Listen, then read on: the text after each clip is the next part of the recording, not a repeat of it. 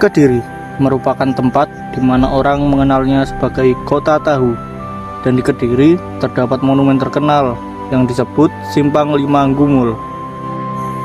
Tapi jauh dari tempat monumen Simpang Lima Gumul terdapat tempat yang tak kalah menarik.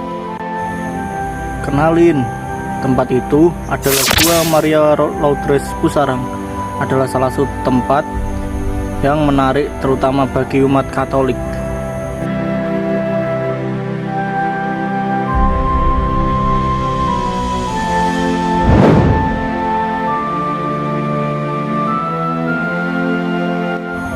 Peziarah di sini tidak hanya berasal dari kota Kediri, namun dari berbagai kota lainnya. Di sini terdapat gereja dan terdapat banyak penjual UMKM lokal di sekitar area pintu masuk Gua Maria.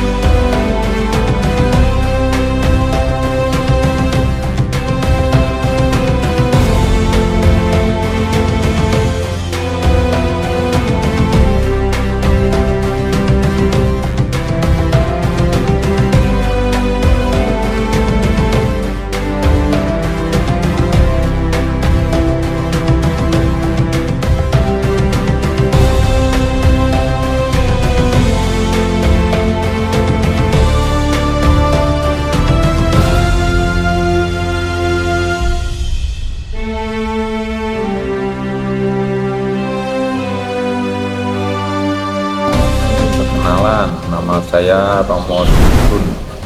Saya rektor Santuarium atau kawasan peziarah di Posarang ini, yang meliputi dari gereja lama sampai Gua Maria ini. Gua Maria, kompleks peziarah di Posarang ini bangun menjelang tahun 2000. Menjelang tahun 2000, itu tahun 2000 itu istilahnya tahun jubileum. Itu tahun khusus bagi gereja Katolik untuk sembahyang, untuk berdoa, untuk berziarah. Nah, menjelang tahun 2000 itu dibangun kawasan Gua Maria di Posarang. Nah, itu meniru atau Gua Maria di Posarang itu adalah replika dari Gua Maria Lourdes di Prancis. Nah, kenapa dibuat replikanya? Ya salah satu alasannya ya supaya orang-orang Katolik itu banyak yang pergi ke Prancis daripada ke sana ongkosnya mahal, lalu dibuatkan replikanya di Posarang. Nah, itu replika itu meniru dari Gua Maria Lourdes di Prancis karena di sana terjadi penampakan Bunda Maria. Jadi Bunda Maria menampakkan diri pada orang di desa Lourdes itu, dan disertai dengan mukjizat kesembuhan dari sakit, mukjizat, dan itu kemudian berkembang itu mulai tahun abad 19 dan sampai sekarang itu juga masih sangat ramai dikunjungi oleh peziarah dan dilaporkan ada mukjizat baru. Nah, dalam gereja Katolik itu yang namanya mukjizat itu tidak hanya sekedar pengakuan orang, tapi mesti ada bukti-bukti dari laporan laboratorium, pemeriksaan dokter, dan juga dilihat apakah dari pengakuan sembuh itu setelah beberapa tahun apakah masih sembuh atau balik lagi. Nah, itu setelah diteliti mukjizat itu sekitar 70-an itu diakui mukjizat yang otentik yang diperoleh karena berdoa di Lourdes itu. Di replika di sini maksudnya adalah ya untuk membantu orang berdoa seolah-olah seperti di Lourdes sendiri di Perancis. Ya, area Jalan Salib itu bagian dari tradisi gereja Katolik yang mempunyai devosi atau doa sambil mengenangkan pengalaman penderitaan dari Yesus.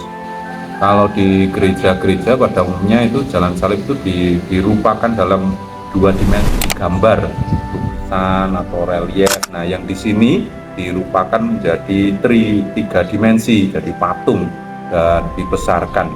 Nah, itu sama tetap untuk membantu orang supaya bisa berdoa secara lebih khusyuk, secara lebih intensif. Kalau yang menyalakan lilin itu terutama ini ya, pengalaman universal orang, persepsi orang terhadap api. Lilin yang dinyalakan itu ada suatu apa ya, kalau orang melihat api itu ada ketertarikan ya. Dan memang dalam sejarah kemanusiaan, penemuan api itulah yang membuat terjadinya teknologi mulai muncul dan sampai sekarang berkembang sangat pesat. Tapi juga dalam tradisi Katolik, lilin yang dinyalakan itu juga melambangkan kebangkitan Kristus. Jadi selain dari segi pengalaman manusiawi membantu orang terkonsentrasi, juga menjadi lambang kebangkitan Kristus itu yang menyalakan lilin itu. Sementara yang Pondok Rosario itu tempat fungsional, pendopo kecil, fungsional saja, tempat orang berkumpul untuk berdoa dalam kelompok kecil. Ini ada 4 pondok Rosario. Nama Rosario itu adalah diambil dari ini, doa memakai tasbih gitu ya, manik-manik itu ya, itu Rosario. Seperti orang tasbih di Muslim lah, di Katolik itu namanya Rosario. Pondok Rosario berarti pondok untuk berdoa Rosario, kira-kira begitu. Tetapi sebenarnya bisa lebih serbaguna tempat itu, pendopo atau pondok kecil, pendopo kecil yang diberi nama Pondok Rosario. Beberapa pengalaman yang pernah saya dengar itu ya, pengalaman-pengalaman mukjizat gitu ya, sembuh, ada yang bilang sembuh dari sakit kanker, ada juga orang yang bilang sulit mendapat anak, lalu berdoa di sini beroleh keturunan macam itu ya. Tapi bagi kita yang penting bukan itunya ya. Yang penting ya sudah, orang berdoa itu saja sudah baik dan sudah mempunyai maknanya. Entah ada mukjizatnya atau tidak ada mukjizat, tetapi orang dengan tekun berdoa itu sudah sesuatu yang mempunyai nilai. Ya, yang pertama memang ini tempat untuk berdoa. Nah, berdoa itu akan sangat kena kalau suasananya itu mendukung. Nah, suasana di kawasan ini adalah suasana yang kontras dengan dunia modern. Dunia modern itu kan apa istilahnya, yang cepat, mengkilap, rapi, sempurna. Nah, sementara yang di sini itu kita berjalan di sini lewat batu, jalan bebatuan, tidak bisa cepat. Dan kemudian bentuk-bentuknya juga tidak sempurna. Jadi ini seperti ya bangunan tidak sempurna, tetapi justru situasi itu yang membuat orang merasa ya manusia juga sebenarnya tidak sempurna juga.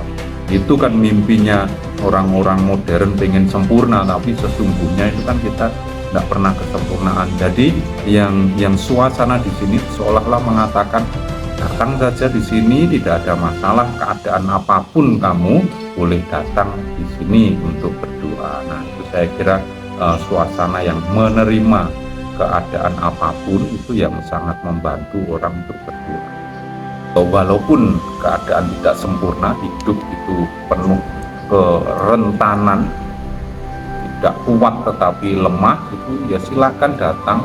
Lalu kemudian berikutnya itu kalau orang serba terburu-buru, di sini boleh menjadi lambat karena memang tidak bisa lari-lari. Ini lantainya itu kan serba bergelombang ya, kalau mesti hati-hati, mesti melambat.